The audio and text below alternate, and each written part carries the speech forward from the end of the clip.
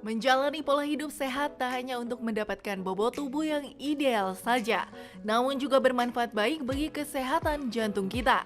Penyakit jantung yang bisa menyerang orang berusia lanjut, namun kini juga banyak menyerang kelompok usia produktif. Sehingga penting untuk kita mulai melakukan pola hidup sehat.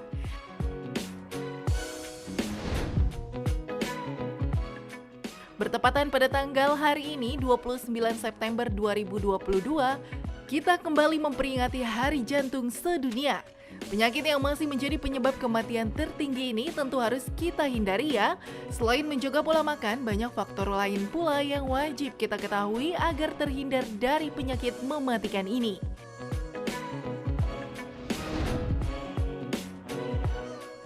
Lantas, bagaimana cara mencegah sejak dini agar tak terserang penyakit jantung? Hidup Sehat akan menjawabnya bersama dokter di studio.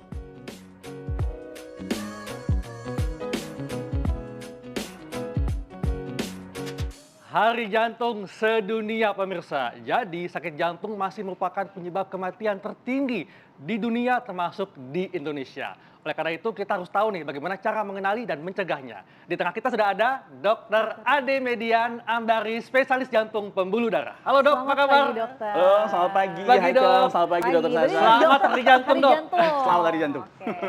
Nah, dokter senang banget nih karena kita hari ini akan memberikan edukasi yang penting untuk masyarakat Iya, ya dokter ya, menjaga betul, jantung betul. organ yang kadang-kadang nggak disadari karena kerjanya itu otomatis Betul. tanpa kita perintah ya, betul. gitu. Nggak boleh berhenti, coba Yes. bayangin ya, dia nggak berhenti. Iya. Oke. Dok, ini pemirsa mungkin sudah sering mendengar tentang penyakit jantung. Dan mungkin pemirsa memikirnya adalah ini penyakit orang tua. Padahal Ya. kenyataannya sudah menyerang orang anak muda dok ya. Betul. Betul Nah, sekali. kita akan ngebahas dok bagaimana cara mencegahnya. Iya, Tapi baik. dok, ini kita akan ulas dulu nih fakta mitos yang pertama dok. Baik.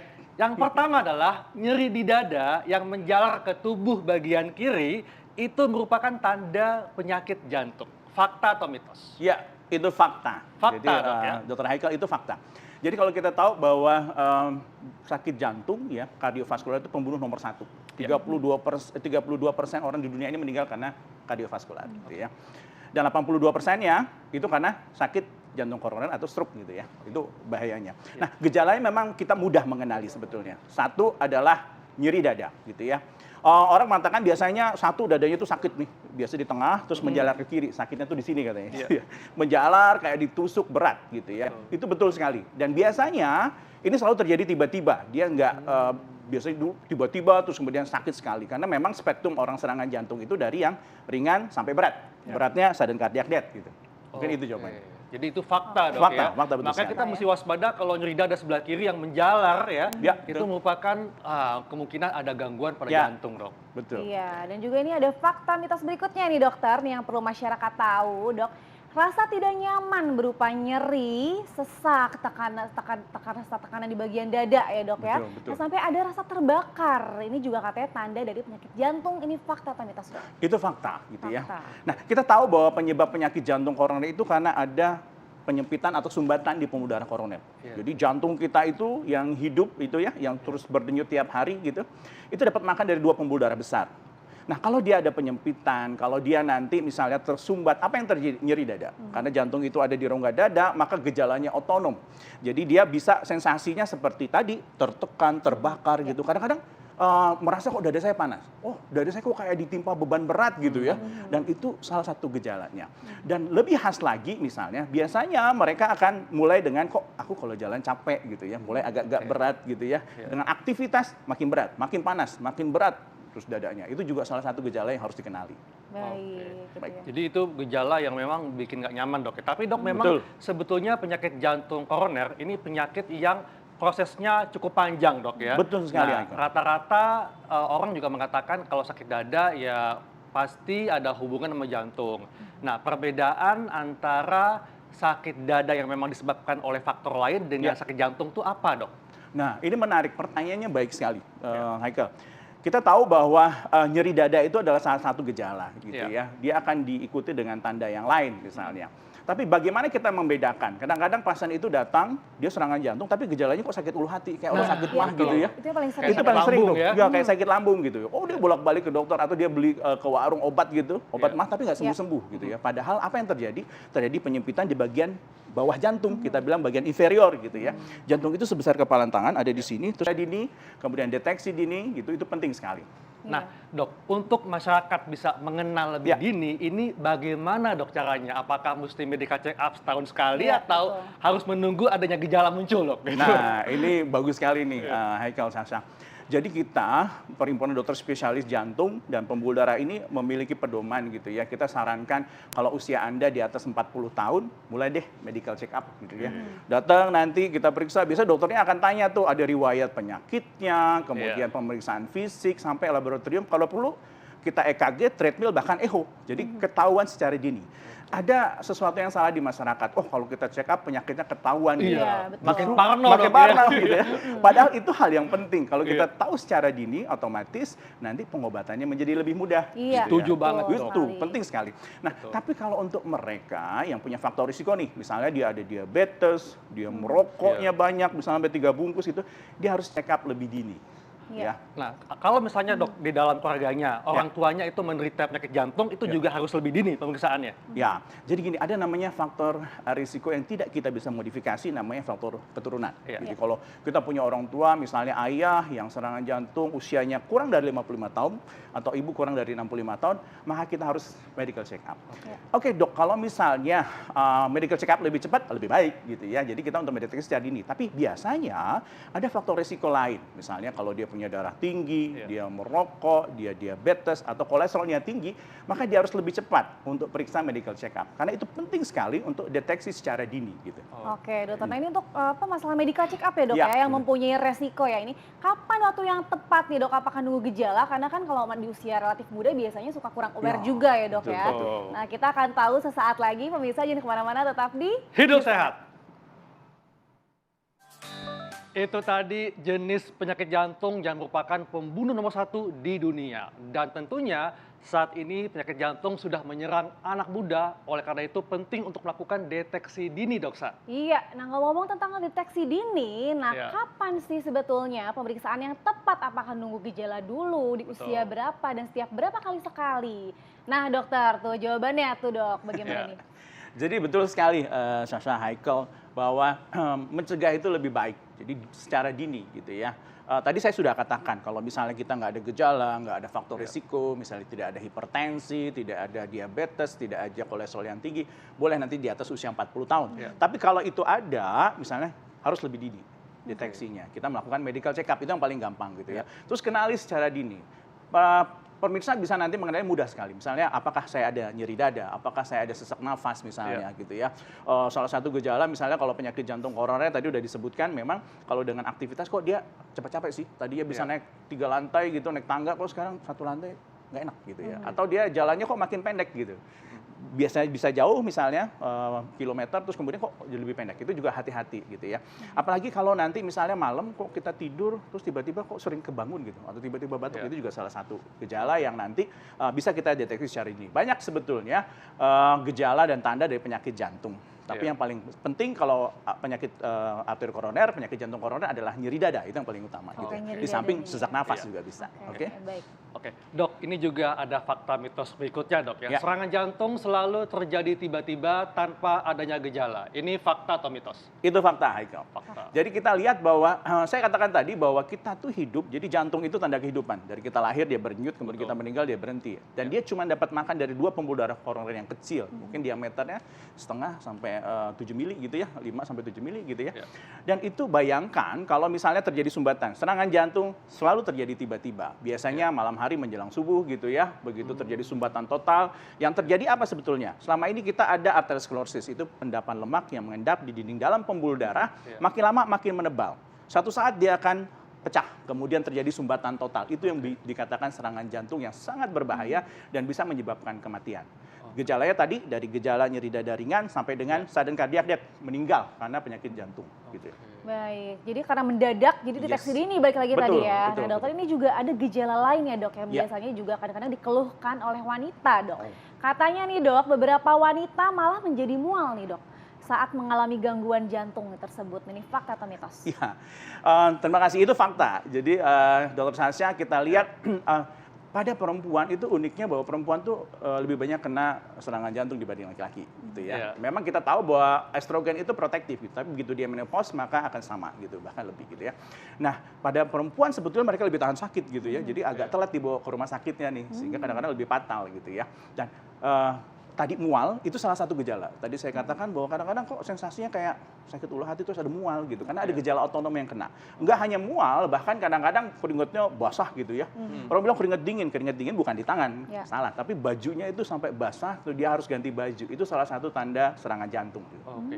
Nah, baik. dok, ini juga terkait gejala mual, dok ya, karena ada salah satu peristiwa, dok ya, seseorang mengalami serangan jantung dan dia nggak tahu, dia nggak merasa kalau dia punya ada penyakit hipertensi dan sebagainya, tapi dia selalu mengalami gejala mual. Betul. Nah, ini bagaimana membedakan antara mual yang disebabkan oleh GERD dan mual yang disebabkan oleh penyakit jantung, dok? Ya, itu.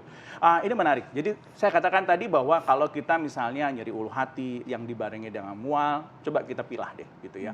Apakah nyerinya timbul atau mualnya timbul kalau kita misalnya telat makan, kemudian atau makan yang pedas, yang asam gitu ya. Tapi ada juga kalau misalnya gejala itu timbul gitu dibarengi dengan nyeri ulu hati terus ada rasa mual pada saat kita aktivitas yang makin berat gitu. Itu ya, Jadi penyakit jantung koroner ciri khasnya adalah dengan aktivitas yang lebih berat, maka gejalanya akan semakin berat timbulnya. Baik. Kenapa? Karena jantung itu otot itu Memompa membutuhkan darah yang lebih Iya. banyak gitu. Sedangkan terjadi penyempitan di pembuluh darah koronernya sehingga supply sama demand, kebutuhan sama supply-nya tidak seimbang. Terjadilah serangan jantung. Terjadilah nyeri dada gitu. Iya. Baik, berarti untuk membedakannya tadi ya, ketika kita beraktivitas bertambah berat gejalanya, Betul. itu Iya, perlu betul. diwaspadai ya dokter ya. Iya, betul. Baik, nah dokter, ini ada lagi nih dok nih, ciri khusus dari penyakit jantung nih dok, katanya adalah munculnya keringat dingin. Tadi sempat dibahas sedikit ya, Iya. itu fakta atau mitos dok? Nah, ini keringat dinginnya saya bilang ini fakta gitu. Tapi Iya. keringat dingin yang seperti apa? Orang awam selalu mengatakan kalau tangan saya berkeringat gitu ya, itu Iya. saya punya sakit Nah jantung. itu sering banget ya dok ya. Itu salah gitu ya, bukan. Yang dimaksud dengan keringat dingin di sini adalah keringat dingin yang basah gitu ya karena serangan jantung gitu. Ini efeknya gitu, pompa jantungnya terganggu. Terus kemudian dia sampai keringatnya banyak sekali. Bajunya sampai basah gitu ya. Kalau tangannya basah sih belum tentu sakit jantung gitu ya. Banyak orang yang cemas seperti itu. Tapi betul kalau dia keringat dingin, bajunya sampai basah, bahkan pasiennya harus ganti berapa kali baju. Kita curiga ini jangan-jangan serangan jantung nih.